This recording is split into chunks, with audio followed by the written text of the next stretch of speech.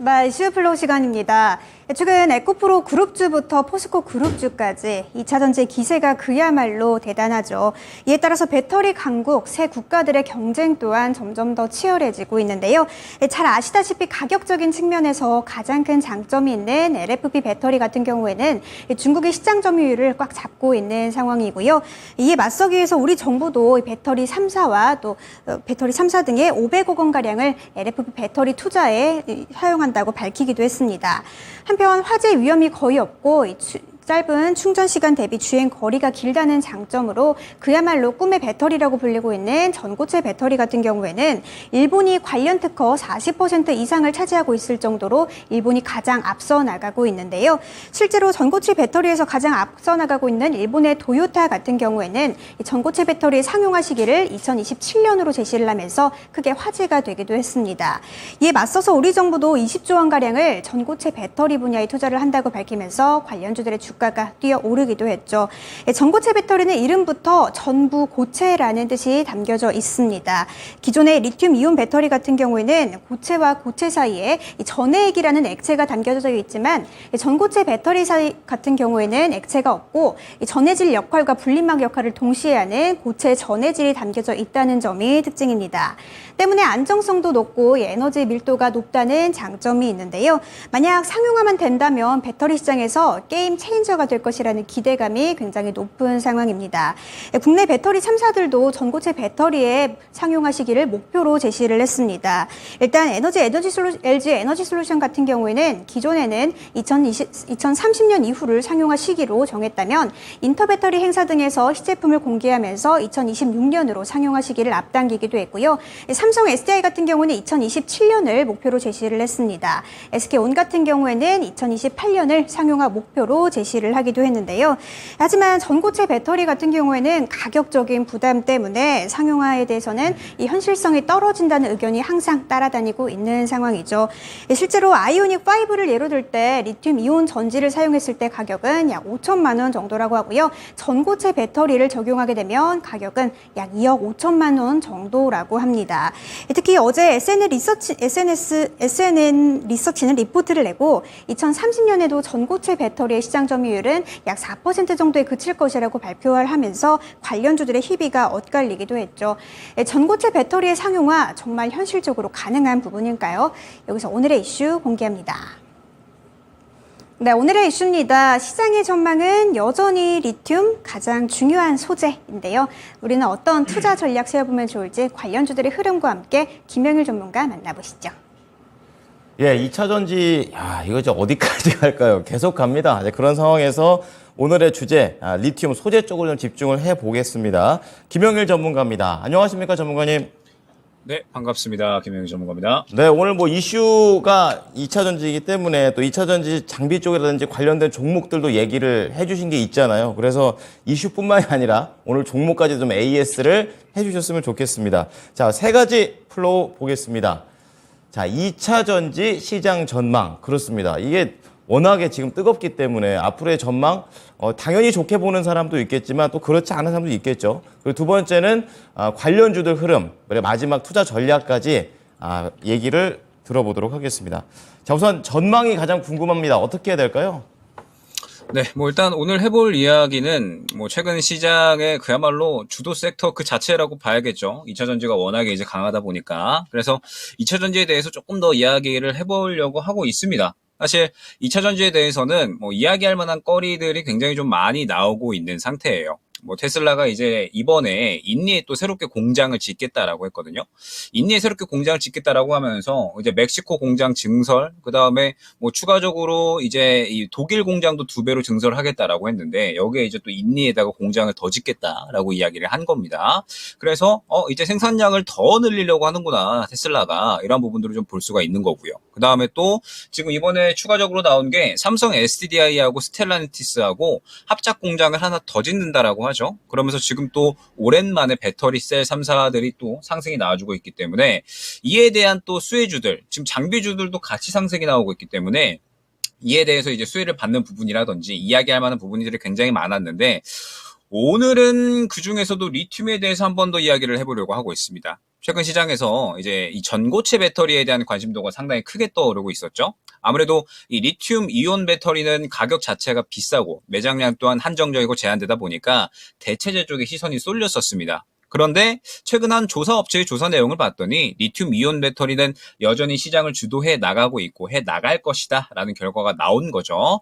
지금 이제 보고 계시는 이미지를 보면 이제 앞으로의 리튬 이온 배터리의 시장 성장 전망도입니다. 그러면서 2030년까지도 리튬 이온 배터리가 시장을 압도할 것이다 라는 전망이 나온 거죠. 전고체 배터리가 양산에 성공을 하더라도 시장 점유율은 매우 낮을 수밖에 없을 것이다 라는 이야기가 나오고 있습니다. 지금 전고체 배터리 관련주들이 최근 시장에서도 흐름이 나쁘지 않죠. 흐름이 나쁘지 않은데 그럼에도 불구하고 지금 현재 이 리튬이온 배터리의 공급량은 2030년까지 약 4배 정도 이상 증가할 예정이기 때문에 여전히 시장의 점유율을 이 95% 이상 차지할 것이다 라는 이제 이야기가 나온 겁니다. 그렇기 때문에 결국에는 전고체 배터리가 지금 현재 이렇게나 이 개발을 조금 진행을 하고 있고 그러면서 투자가 많이 되고 있다라고 하더라도 실질적으로 상용화까지는 시간이 많이 걸릴 수밖에 없고 상용화를 한다고 하더라도 이제 뭐 실증을 또 해야 되고 그러면서 또 여러 가지 과정들을 거쳐야 되기 때문에 시간이 많이 걸릴 수밖에 없다라는 거죠. 그러면서 또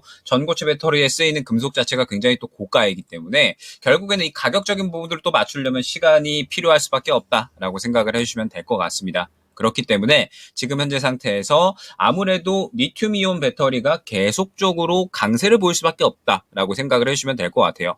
그런데 최근에 이야기 나온 부분이 뭐냐면 한국광해광업공단이 이번에 이제 정부 군산에 희소금속 비축기지가 있습니다. 그런데 여기에 13일 기준, 7월 13일 기준이에요. 이제 리튬의 국내 수요의 6일분 정도밖에는 리튬이 남지 않았다라고 이야기가 나오고 있죠. 즉 우리나라 이 2030년까지 기준으로 봤을 때 리튬 필요한 양이 이제 한 해에 약 66만 톤 정도로 예측이 되고 있거든요. 그러면은 연평균 8천 톤을 채굴할 수 있는 리튬 광산이 우리나라는 50개 이상이 필요하다라는 뜻이 됩니다. 그런데 우리나라는 그 정도 규모의 광산이 없죠. 그래서 결국에는 이제 뭐 호주라든지 해외 국가들의 계속적으로 이 사들이는 그런 이제 계약들을 좀 따내야 되고 지금 열심히 이제 그러한 행동들을 하고 있습니다. 즉 현재 이 리튬 이온 배터리의 시장 전망도 전고체 배터리가 개발되고 있기는 하지만 2030년까지 점유율을 압도적으로 끌고 갈 것이다 라는 부분은 어떤 부분을 의미를 하느냐라고 하면 결국 지금 현재 각 기업들과 국가들이 리튬을 가져오기 위해서 굉장히 이제 외교적인 측면, 외교적인 노력들을 많이 하고 있잖아요. 계약들을 또 많이 따내오고 있고 그런데 결국에는 한 지금부터 2년 정도 이내에 이러한 이제 리튬들을 좀 많이 가져오고 계약들을 체결을 하고 그러면서 시장을 선도하는 기업들이 결국에는 2030년 이후까지 그러한 흐름들을 이어나갈 수 있지 않을까. 즉 지금 현재로부터 2년 정도 동안 이 잘 다져놓은 기업들이 결국에는 리튬이온 배터리가 계속적으로 강세를 보일 수밖에 없기 때문에 2030년 이후까지도 강세를 보일 수밖에 없다라고 이야기를 생각을 해주시면 될 것 같아요. 왜냐하면 새로운 배터리가 나오고 시장 점유율을 끌어올리기에는 아까 말씀드렸듯이 뭔가 이제 개발을 하고 실증을 하는 단계를 거쳤다가 가격적인 부분까지도 맞춰야 되는 굉장히 이제 여러 가지 과정을 거쳐야 되다 보니까 우리가 생각을 해보면 2차 전지가 지금 이렇게 자리를 잡은 것도 정말 10년 이상의 시간이 걸렸기 때문에 이렇게 빵 터진 거거든요. 즉 그러한 이제 시간이 다시 한번 필요해질 만한 영역이기 때문에 앞으로의 이 리튬 이온 배터리 영역은 더욱더 강세를 보일 수밖에 없다라는 점이 중요한 것 같고 그렇기 때문에 지금부터 이제 자리를 잘 잡아놓는 기업들이 결국에는 향후에 에코프로 BM 혹은 포스코 그룹주들이 될 수 있기 때문에 지금부터 계속적으로 이제는 늦지 않았을까라는 생각을 하실 수가 있겠지만 아직까지 늦지 않았다는 점 충분히 리튬이온 배터리는 강세를 이어나갈 것이기 때문에 계속적으로 이 강세를 보일 수 있는 기업들에 대해서는 우리가 꾸준하게 주목을 해야 되지 않을까 생각이 되고 있습니다. 네. 자, 중요한 거 아는데 이게 워낙에 또 가니까 여기에서 약간 불안감들이 있으셨을 것 같습니다. 자, 이 부분을 좀 우리 김영일 전문가가 잠재워 주셨고요. 관련주도 흐름 보겠는데 앞서 보니까 뭐 자비스 얘기도 있고 저녁 방송에서도 얘기하고 그리고 다른 게 낮 방송 때도 얘기하셨던 그런 종목들도 있었던 것 같습니다. 여기서 관련주도 흐름 포함해서 좀 얘기해 주세요. 네, 일단은 뭐 최근에 포스코 그룹주 어마어마하죠. 포스코 홀딩스 같은 경우도 제가 미스터마켓 시간에 이제 갈 거다라고 말씀을 드렸었던 게 한 40만 원 구간이었던 것 같은데 지금 60만 원대까지 올라와 버렸습니다. 정말 대단한 상승 보여주고 있고요. 포스코 DX 같은 경우에도 제가 이 정도 구간에 수급이 정말 괜찮아서 접근을 했었다라고 이제 말씀을 드렸었는데, 정말 또 거의 2배 가까이 상승이 나온 것 같습니다. 그러면서 지금 포스코 그룹주들 어마어마하게 상승이 나오고 있고, 2차전지 전반적으로 매우 좋은 모습 보여주고 있는데, 여기에 이제 2차전지 쪽에서 새롭게 스타가 나온 종목이 있었죠. 제가 그동안에 2차전지 쪽 말씀드릴 때, 대형주도 대형주지만 올라올 수 있는 종목, 특히나 이제 2차전지 장비 쪽을 한번 보셔라. 2차전지 장비 쪽에서 올라올 수 있는 종목들, 수급이 형성되는 종목들이 굉장히 많이 있기 때문에 이쪽에서 한번 보시면 좋을 것 같다라고 여러 번 말씀을 드렸던 것 같습니다.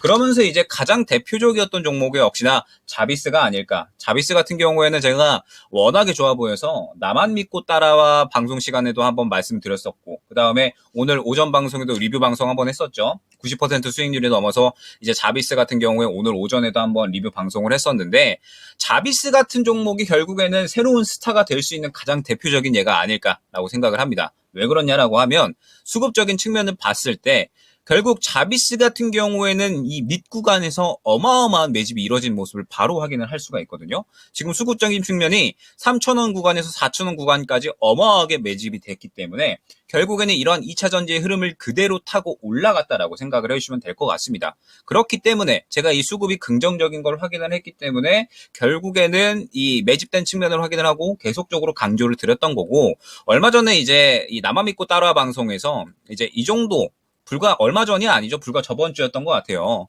이 정도까지 상승이 나왔을 때 더 갈 수 있을 것이다 라고 또 언급을 드렸었던 것 같거든요.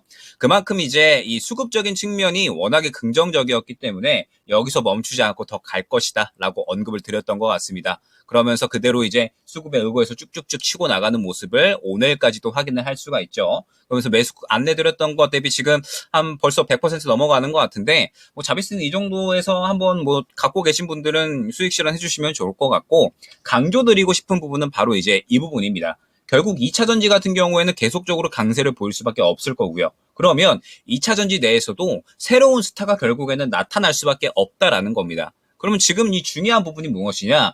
결국 2차 전지 같은 경우에는 대장주와 그 다음에 올라가지 않은 개별주의 손꼽을 띄고 있는 종목들이 골고루 올라간다라는 점이 정말 중요한 것 같아요. 그러면 지금 2차 전지 같은 경우에는 포스코 그룹주들도 계속해서 접근이 가능한 종목군들이 될 거고요. 그 다음에 자비스 같이 이러한 종목들도 지금 수급만 잘 파악을 하면 시장에 관심 많은 촉도를 파악을 할 수가 있고, 언제부터 관심을 받았는지, 그리고 그 관심의 정도가 얼마나 쭉 유지가 되는지를 파악을 할 수가 있다라는 겁니다. 그러면서 2차 전지 쪽에는 이러한 새로운 스타들이 계속적으로 나와줄 수가 있는 가능성이 저는 굉장히 크다라고 보고 있기 때문에 2차 전지는 정말 이 긍정적인 마인드로 올라갈 수 있는 대장주들은 계속해서 접근을 해주고 수급이 받쳐주는 한, 그 다음에 자비스처럼 이렇게 새롭게 바닥권에서 수급이 잘 받쳐주는 종목은 이제 이 새로운 스타로 이제 기대해볼 만한 종목들이 계속해서 나올 것이다라는 점 때문에 2차 전지 종목군들은 수급이 들어오는 종목들 위주로 새로운 스타도, 그 다음에 기존의 스타도 꾸준히 봐야 될 필요성이 있는 섹터가 아닌가 생각이 됩니다. 자비스, 예, 나만 믿고 따라와. 이것도 수요일 날 또 나오시니까 저녁 9시에 많이들 찾아와 주시기 바랍니다. 자, 마지막으로 투자 전략 들어가 보겠습니다. 어떻게 할까요? 네, 일단은 2차 전지는 뭐 지금 시장에서 거스를 수 없는 흐름이 많은 것 같습니다. 포스코 그룹주들이 저만큼 올라갈 줄이야 했는데 저만큼 올라가 줬죠. 정말 좋은 흐름 보여주고 있고, 그러면서 이제 이 리튬이온 배터리 시장은 결국에는 앞으로 쭉쭉쭉 더 이어질 수가 있다라고 이야기가 나온 거죠. 이미 전고체 배터리가 지금 그나마 가장 기대할 만한 부분인 건데, 지금 현재 상태에서 전고체 배터리는 너무 이 발전 속도가 오래 걸릴 것이다라는 점, 그러면은 리튬이온 배터리는 꾸준하게 성장을 할 수가 있겠구나라고 우리는 추측을 할 수가 있을 겁니다. 그렇기 때문에 관련주들을 한번 이제 봐야 될 텐데, 저는 오늘 시장 분위기가 조금 애매한 것 같거든요. 코스피, 코스닥 둘 다 올라가고 있기는 한데 시장 분위기가 여태까지 올라갔었던 주도주들은 살짝 쉬어가는 그림이 나오고 있죠. 올라갔던 주도주들은 살짝 쉬어가는 흐름에서 굉장히 또 올라오지 못했었던 개별주들이 또 갑자기 상승이 나옵니다.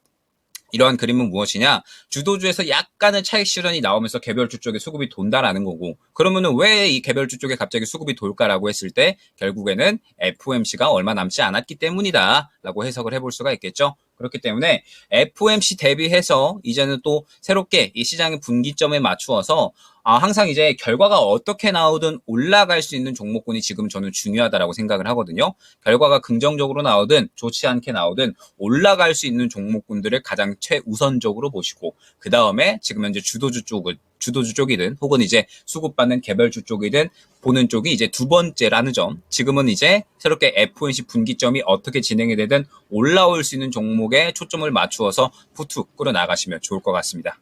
네, 뭔가 이제 새로운 컨셉이 잡힌 것 같아요. 올라갈 수 있는 종목, 다음 이슈 플로우 때도 기대해 보도록 하겠습니다. 감사합니다.